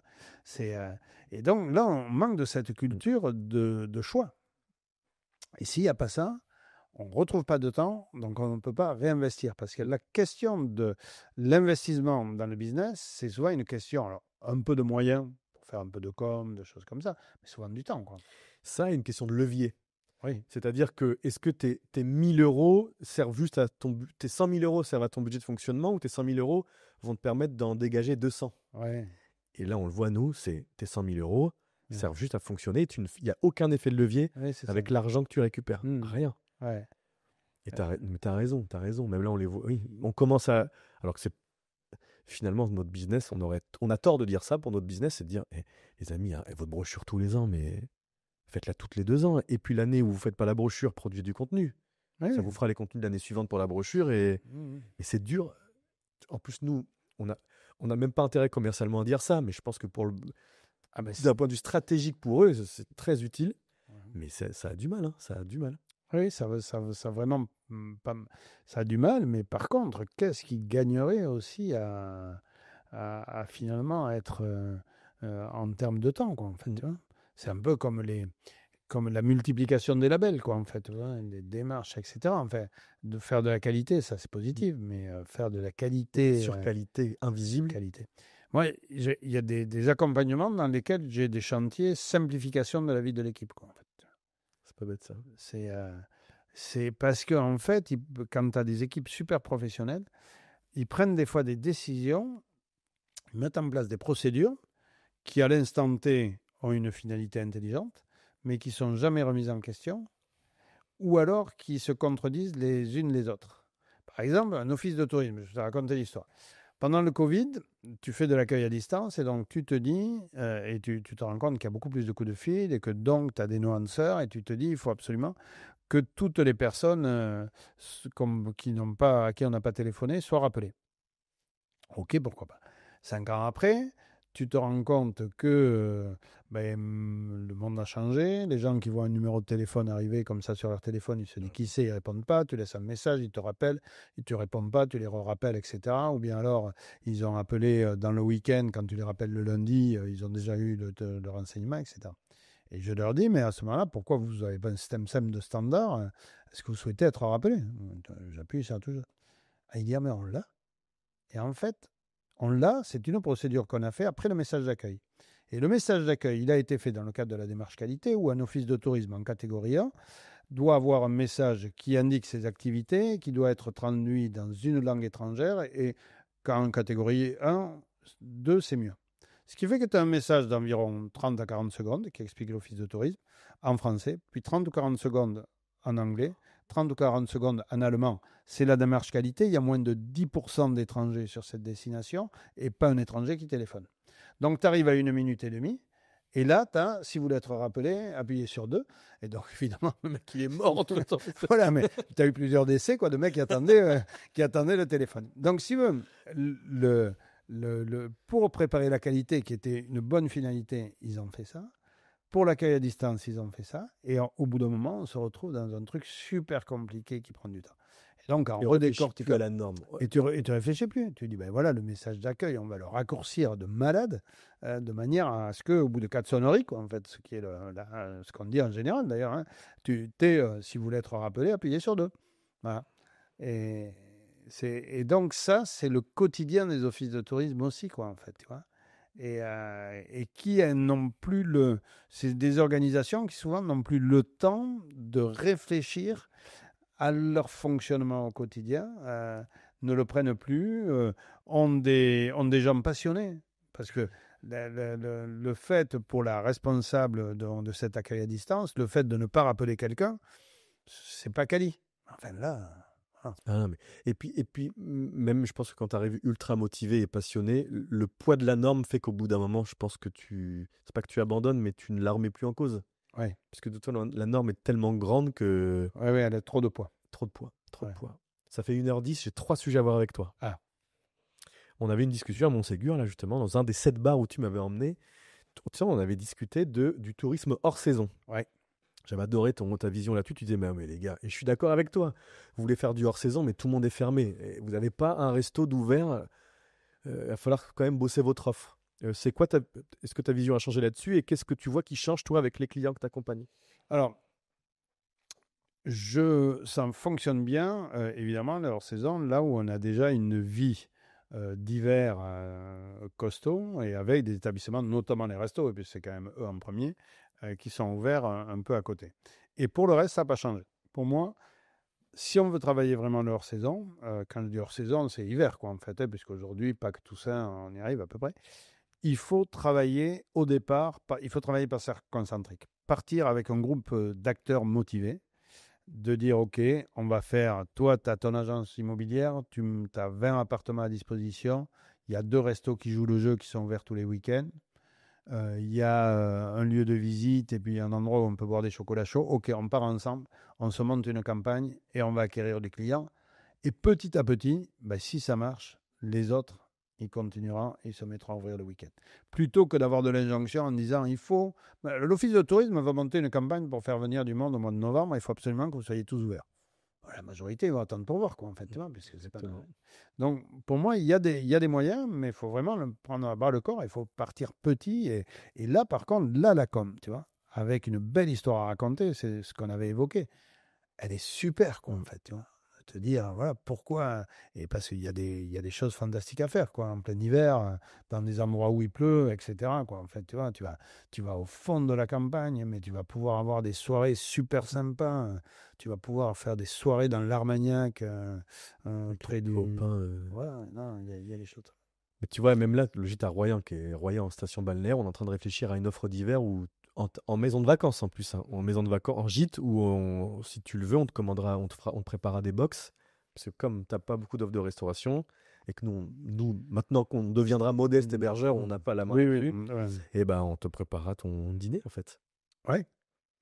Ça peut être ça, mais c'est vrai que ce serait cool quand même que tu que tu puisses aller dans un resto. Évidemment. Parce que voilà, tu as prévu, tu peux même réserver à l'avance, quoi, en fait. Tu vois, si tu te fais ton groupe de 2 restaurants, etc., et 2 restaurants, 5 hébergeurs, voilà, on prévoit tout à l'avance. Ah, mais c'est clair. Mais tu vois, ça peut-être une idée pour l'hiver. J'irai voir les restaurateurs ouverts. Pas bête. Mais j'avais bien aimé ton idée du cercle concentrique, effectivement, parce que 9 fois sur 10, c'est à l'envers. C'est vous devez ouvrir. Ouais, je paye pour voir et ça marche jamais. Non, partir avec des groupes. Et puis de toute façon, sur les besoins des hébergeurs spécifiques, dans le style, il faut qu'on travaille les groupes, il faudrait qu'on travaille la clientèle d'Espagne du Nord, ou il me faudrait des cyclotouristes, etc. Ou des gens au mois de décembre, il faut les impliquer dedans, quoi, en fait. Évidemment. C'est-à-dire, ça, c'est là le rôle de l'office de tourisme. Pour moi, il est plus simple encore. C'est de dire, OK, vous voulez? Bon, allez, on monte une action. Nous, on met un et vous, collectivement, vous mettez un. Et puis, on va y aller, on va tester, quoi, en fait. Tu vois, c'est marrant. Une fois qu'on est au pied du mur, tu vois, là, on est en train de bosser avec la Dordogne là-dessus. Ils sont en train de monter des clubs. Ils font exactement ça. On met un et collectivement, vous mettez un et on va faire des actions de dingue ensemble. Ouais. Et en plus, du coup, ils ont perdu, tu sais, ils ont perdu tous du budget. Ils me disent, j'arrive à retrouver un équilibre un peu correct Oui, en étant plus utile pour la collectivité. voilà, mais d'un autre côté, on ne fait pas. Parce que la facilité avant, c'était aussi. Il y avait un média qui proposait une insertion. On disait, ah ben ouais, ça peut être pas mal. Mais on n'avait pas concerté les pros pour voir si ça correspondait. On le faisait, on ne mesurait pas. Exact. Voilà. Mais la facilité, quoi, en fait. J'avais mes 10 000 euros, mes 100 000 euros, mes 50 000 euros d'actions, et je pouvais mettre. Là, l'idée, je vais mettre autour de la table, je sais pas moi, les châteaux de Dordogne. Mais c'est exactement ça en plus. Et donc, du coup, évidemment, on va faire une action sur laquelle ils sont sensibilisés, quoi. Purée, c'est exact. Pour la petite histoire, c'était ça. Avant, sans trop, je sais pas si je peux le raconter, mais avant, ils avaient une sorte d'autres clubs ou d'autres groupes. C'était, on fait des 8 millions de flyers et vous payez tous très cher. On sait même pas ce que ça donne. Bon, ils ont l'argent en plus, hein. Mais donc ils savaient pas ce que ça donnait. Là, on remutualise tout en disant, on va vous faire du digital, on va essayer de calculer le retour sur investissement, on va vous donner les clés pour que vous puissiez faire vous-même du digital. Ils investissent quoi? Je crois 3 fois moins. Et c'est beaucoup plus mesurable. Bon, ça vient de commencer, hein, mais c'est quand même plus la même histoire. Génial pour le basse saison. Et je pense que ça peut intéresser tous nos territoires là, qui regardent ça, parce que je pense qu'ils se prennent tous la tête dans le mur à chaque fois. L'intelligence artificielle.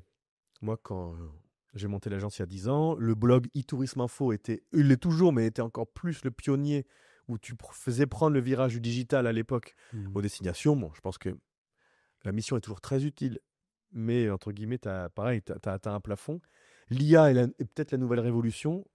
Je vois que nous, même entre agences et tout, il y a une sorte d'affrontement entre il faut le faire, pas le faire. Moi, j'ai l'impression que la vague, de toute façon, elle va nous éclater, comme Booking. Et je me dis, autant y aller avant que ça nous emporte. T'en penses quoi, toi? Ah oui, pour moi, la question, elle est même plus faut y aller ou pas. La question, elle est la stratégie pour y aller. Pour moi, il faut, que toute organisation définisse sa stratégie IA. Comment j'y vais, quelle est la politique maison, quelle est l'éthique qu'on va avoir, etc. Comment on est organisé en interne, et pas en disant mais il faut le nouveau webmaster ou le nouveau ANT, mais qui est intéressé pour s'investir dans l'intelligence artificielle, qu'on ait une politique d'adoption des équipes, et les équipes n'adopteront l'intelligence artificielle quand ils verront le bénéfice. C'est-à-dire, si je vais voir ma collègue à la comptabilité ou au marché public et que je l'explique comment elle peut gagner un temps de malade en utilisant des outils, elle va commencer à s'intéresser. Plutôt que si je lui fais suivre une journée de formation, ok, ouais, c'est sympa, mais je vais m'en servir pour les devoirs des enfants ce soir. Ouais, mais voilà. Et qu'ensuite, on ait un suivi, et puis on est ce lab. Pour moi, il faut aller vers des labs en interne, un lab IA, pour voir dans les tâches comment on peut arriver à créer des agents, puisque maintenant on est beaucoup plus sur les agents et ça va être de plus en plus simple, qui vont automatiser un certain nombre de tâches. Nous, avec Pierre-Éloi, on a travaillé par exemple sur l'automatisation de la visite prestataire ou sur ces fameux chatbots et ces bases de connaissances. Pas tellement d'un point de vue technologique, puisque la technologie, il y a plein de gens mais d'un point de vue de l'organisation interne. Et tu vois que, par exemple, sur une visite prestataire, tu gagnes 3 heures parce que tout est compte rendu, tes trucs sont faits automatiquement. Tu te dis, là, les collègues, ils se disent, il y a un vrai intérêt et ils y vont. Il faut que les managers soient dans l'IA. On sait que si le manager pratique l'IA et il va, l'étude, il y a une étude très intéressante qui vient de sortir du lab BPI France, qui est sortie début juin. Je crois que de tête, si le manager y va, tu as 46% de l'équipe qui adopte l'IA naturellement. Sinon, c'est 9%. Purée, je l'avais pas dit. Dans les organisations. Tu vois, c'est quand même un poids très important, quoi, en fait. Il faut que le dirigeant y croit et ait envie d'y aller, quoi, en fait. Donc, pour moi, c'est évident qu'on y aille. Par rapport à ça, un peu de pub, on fait avec les copains un petit vidéocast qui s'appelle 30 minutes IA et tourisme sur YouTube. Mais je suis tombé dessus par hasard. Oui, parce qu'on n'a pas fait de pub. Ah, voilà, tu vois. Voilà.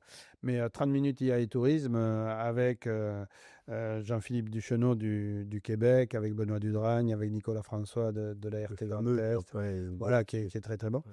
Et on se fait des petits 30 minutes. Là, on enregistre là demain soir, surtout pour se faire plaisir aussi et parler entre nous. Et voilà. Donc on fait ça. Et c'est vrai que c'est une révolution passionnante aujourd'hui. Moi, je suis passionné. Qui pose plein de questions aussi. On n'y va pas de façon aveugle. Mais moi, je dis à toutes les organisations, vous n'avez plus le choix. La question, c'est pas on y va pas. La question, c'est avoir une stratégie pour y aller. Et pour les prestataires touristiques, c'est la même chose, quoi, en fait. Avec, pour certaines TPE, faut quand même prendre le temps aussi, parce que c'est pas la peine de faire des essais de choses qui sont un peu en train de sortir. Par exemple, il y a 1 an et demi, on faisait des formations pour apprendre à prompter. Aujourd'hui, tu demandes à ChatGPT d'écrire son prompt. Tu vois, parce que lui-même sait le faire, quoi. Donc, ça veut dire que ça va quand même très vite et ça s'automatise très vite. Mais par contre, comprendre comment ça marche, faire de la veille, ça, il faut y aller absolument. Ça, même nous, en interne, on en est encore là où on bouillonne de tester des choses. Parce que des fois, tu découvres des usages que tu n'avais même pas envisagés. Ouais. Et là, moi, je leur dis aussi souvent, tester des trucs. Voilà, nous, les cas d'usage qu'on utilise. Et ensuite, peut-être monter la stratégie mais avant de tester, de voir que c'est pas le méchant loup du tout. Oui. Et puis, il faut être curieux. C'est-à-dire qu'à chaque fois, tu te dis, et si j'utilisais l'IA pour ça? Exactement. Et dans n'importe quel métier, tu vois qu'au quotidien, tu gagnes un temps phénoménal, quoi, en fait. Mais beaucoup pour l'organisation. La création de contenu, c'est une chose. Mais moi, c'est dans mon organisation au quotidien, quoi, en fait. Alors, c'est quoi, toi, les 2-3 usages que tu en fais pour Par exemple, tu vois, là, hier avant-hier, j'étais en Lot-et-Garonne pour travailler sur le regroupement de 3 offices de tourisme. Donc, je fais tout l'accompagnement. Donc là, j'ai eu un entretien individuel avec chaque salarié, puis avec des élus. Et donc, je ne sais pas moi, une quinzaine d'entretiens en 2 jours. Jusqu'à présent, qu'est-ce que je faisais? Je n'aime pas avoir l'ordinateur ouvert, donc je prenais des notes sur un cahier. Et puis ensuite, je me faisais ma belle carte heuristique le soir, en reprenant les points forts de chacun et en reprenant mes notes. Là, en même temps, j'ai toujours mon cahier, parce que j'aime bien quand même prendre les points chauds, mais en même temps, j'ai mis Fireflies, qui est la solution que j'utilise pour Zoom, et qui enregistre l'ensemble, qui retranscrit l'entretien totalement, donc évidemment avec de la confidentialité promise à mon interlocuteur, mais qui ensuite me fait l'ensemble du résumé et me fait ressortir les points forts. Et le reste, je vais pouvoir, par exemple, prendre l'ensemble de mes entretiens et demander quels sont un peu le sentiment général sur la fusion. On sait que pour les équipes, c'est souvent un peu, il y a des choses super, des choses plus compliquées. Ça va me faire, je vais pouvoir faire une analyse émotionnelle beaucoup plus fine de l'ensemble des choses, plutôt que de reprendre toutes mes notes et de dire tout ça. Et en rentrant dans la voiture, j'ai fait la synthèse de mes 2 jours, que j'ai enregistré sur une appli et qui est déjà remise en forme, etc. Je me sers du vocal dès que je suis en voiture. Je fais mes mails, je fais tout en vocal et ensuite j'arrive au bureau. Tu as une application spécifique ou tu le fais via le vocal de tes SMS, via le... Non, je le fais avec Fireflies. Tu vois, moi, mais je le fais pas sur téléphone avec ça. Et si, parce que tu l'as sur Zoom, en fait, tu l'as sur Zoom, mais quand tu l'as sur téléphone, et tu as capture juste, tu as le mode capture audio, et comme ça, tu as un transcript excellent, parce que le transcript est bien meilleur que, puisque c'est fait pour, c'est bien meilleur que plein d'autres solutions, quoi, en fait. Tu vois, je vais le télécharger. Et donc, c'est super, parce que toute conversation, tu le fais directement sur Fireflies. Et après, par exemple, un coup de fil, enfin, on le sait, dans nos métiers, on a beaucoup de dossiers ouverts en même temps. Donc, du coup, tu fais une réunion à distance.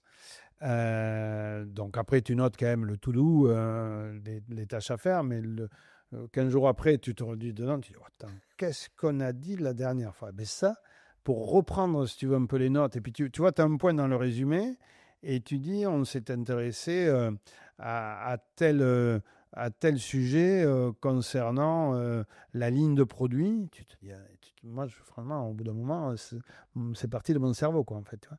Et donc là, tu peux retrouver facilement l'ensemble des choses. Moi, je me suis créé un nombre d'agents, les recherches approfondies aussi, c'est quelque chose de fantastique. Avec le nouveau ChatGPT aussi. Ouais, ou même Perplexity ou Gemini. Ouais, c'est incroyable ça. Aller faire de la recherche approfondie. Par exemple, là, sur les offices que j'accompagne, j'ai fait une recherche approfondie sur chaque office de tourisme. Et donc, je suis allé récupérer ensuite plein d'articles, etc. J'ai gagné un temps en recherche. Enfin, je le faisais d'habitude, mais là... Toi-même. Ah ouais. C'est pas bête. Source. Donc, en fait, il y a vraiment, tu vois, et ce que je dis aux offices de tourisme, avant d'aller vous rencontrer un porteur de projet, un prestataire, tu vois. Pour la première fois, tu arrives et puis tu vas voir l'hôtel de la plage, qui est un gros hôtelier, machin, etc.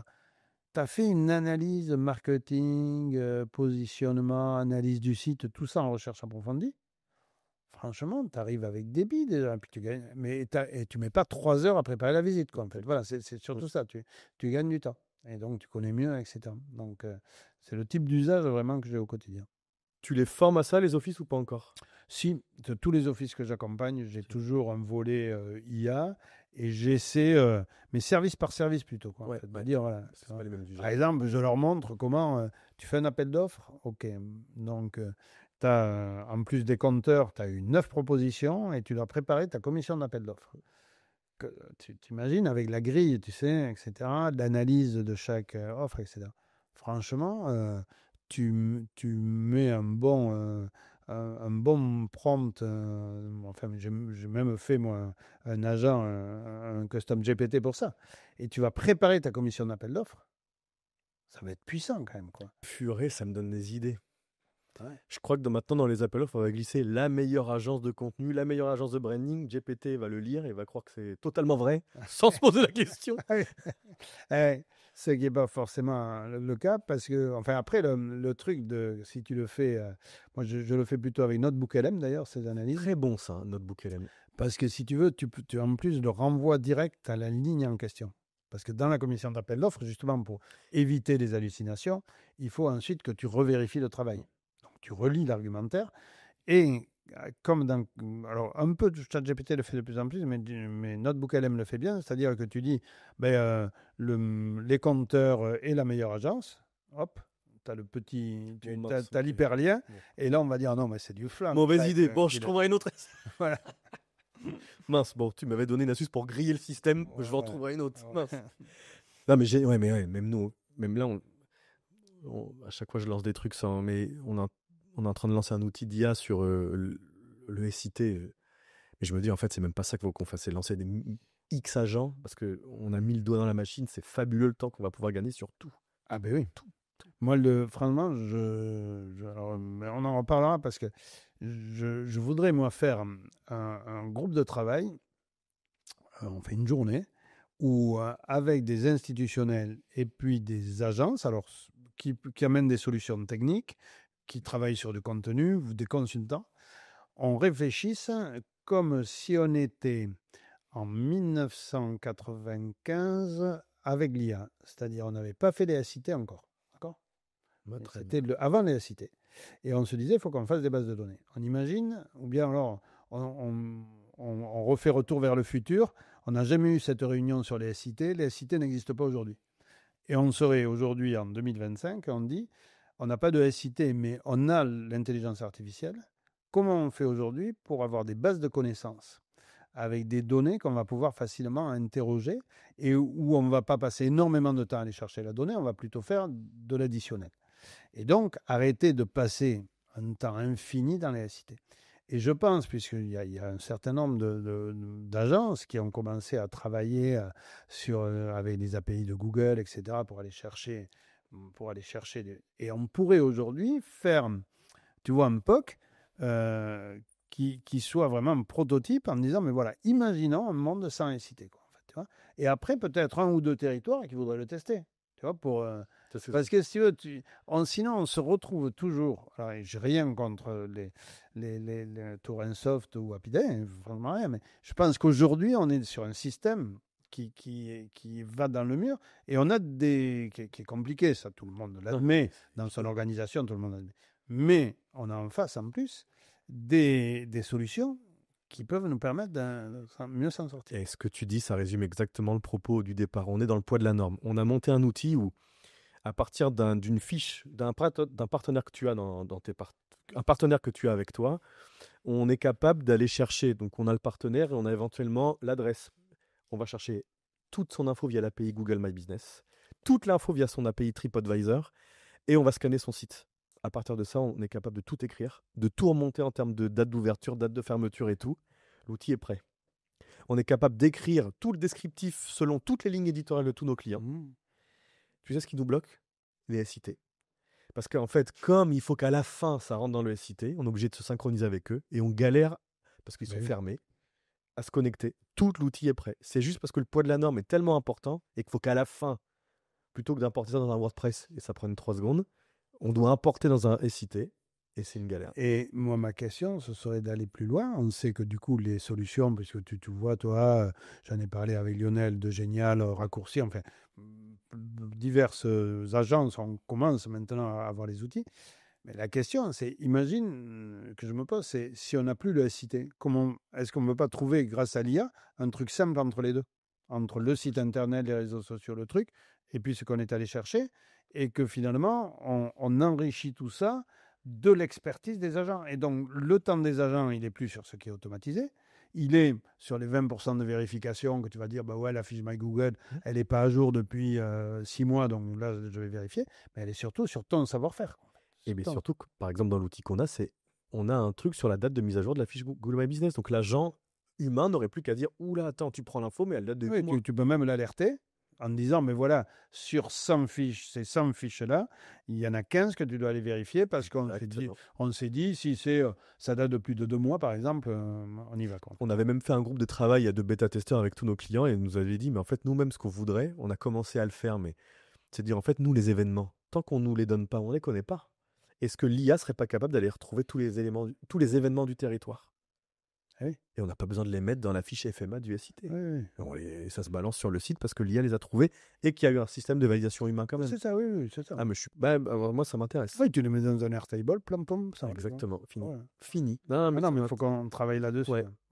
Totalement. Je vais proposer ça à la Mona pour avoir le réseau des offices de tourisme autour. Et puis j'ai plusieurs boîtes et consultants qui sont vraiment partie prenante. Et tu vois, c'est là où il y a ton talent de rassembler. Moi, je ne sais pas faire ça. Je fais dans mon coin parce que. Oui, mais ça marche. Mais moi, je pense que là, il faut qu'on passe un peu de temps là-dessus. Ah non, mais non, mais moi, j'ai pas ce truc-là de. Je n'ose pas dire, faisons ça ensemble.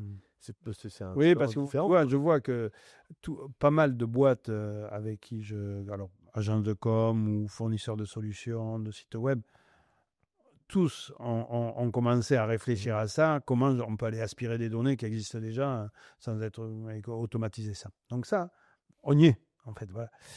Mais il faut aller plus loin, pour moi. Avec grand plaisir. Dernière question, parce que je crois que ça fait 4h30 qu'on discute. Non, Toi alors j'ai appris que la commission prospective n'existait plus, je ne savais pas.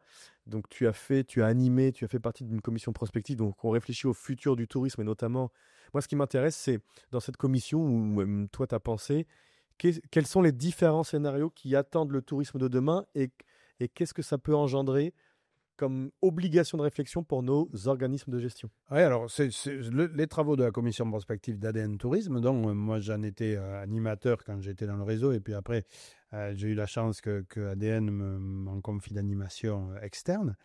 On a travaillé avec tout un groupe, une vingtaine de techniciens pendant 3 ans, et on est arrivé à porter 4 scénarios pour le tourisme en 2030-35.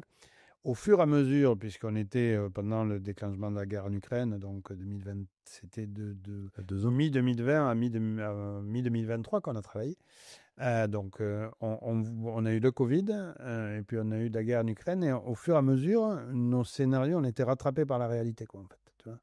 Notamment, par exemple, sur le scénario extrêmement libéral, où on avait des États un peu en faillite et où c'était des entreprises qui, pour trouver du bonheur pour les salariés, pour leurs clients, rachetaient les groupes du luxe, qui rachetaient ta marque, tu vois, pour pouvoir... on avait des scénarios communautaires aussi qui étaient en train, finalement, certains aspects, en train de se mettre en route. Comme quoi, Hmm. tu les as en tête, là, ce scénario? Oui, par exemple, des territoires où on était beaucoup plus dans le troc et avec des communautés locales qui s'organisaient et qui travaillaient avec d'autres communautés, mais où tout le monde pensait un peu pareil, quoi, en fait. Et donc, c'est le home exchange qui serait totalement universalisé et en fait qui serait très limitatif en termes d'ouverture, quoi, en fait.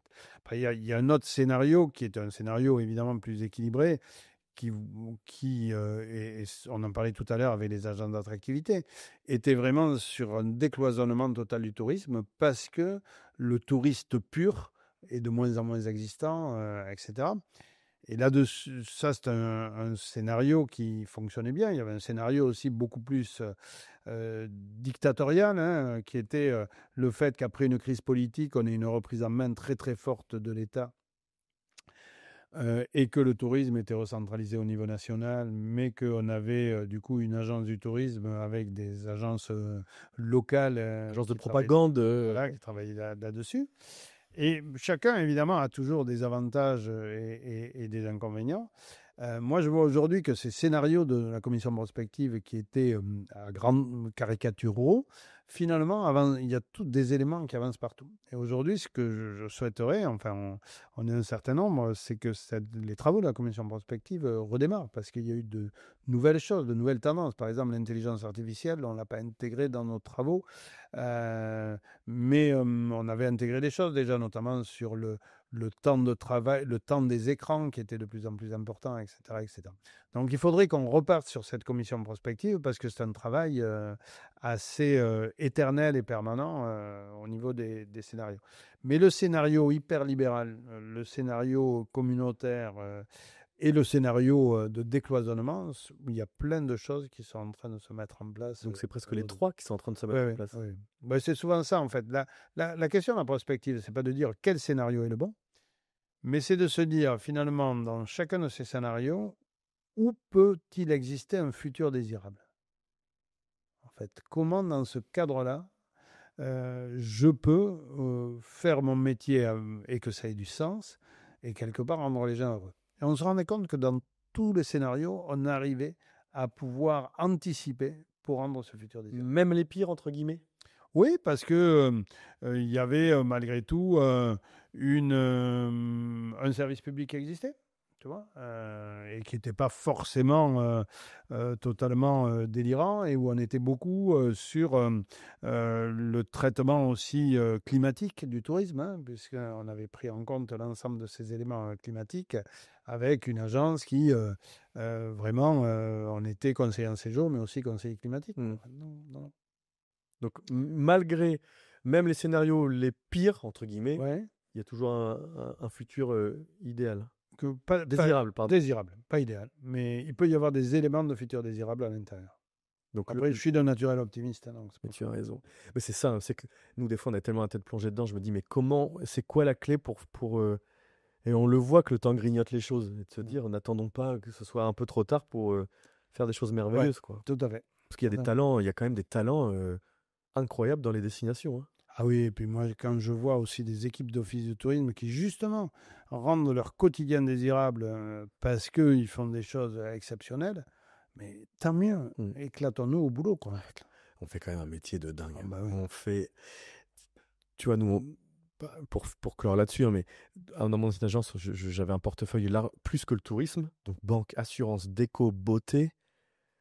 Le tourisme est le secteur le plus libre, et c'est presque là où on ose le moins. Et ouais. Alors que, mon Dieu, le monde est à nous, quoi. Tout à fait. Et on peut vraiment, vraiment s'éclater. Il faut aller voir les équipes des OGD qui osent, quoi. Ouais. Bon, on le voit maintenant, même on nous appelle pour ça en disant faut qu'on s'éclate, les gars. Là. Ouais. Arrêtons de s'emmerder. Oui.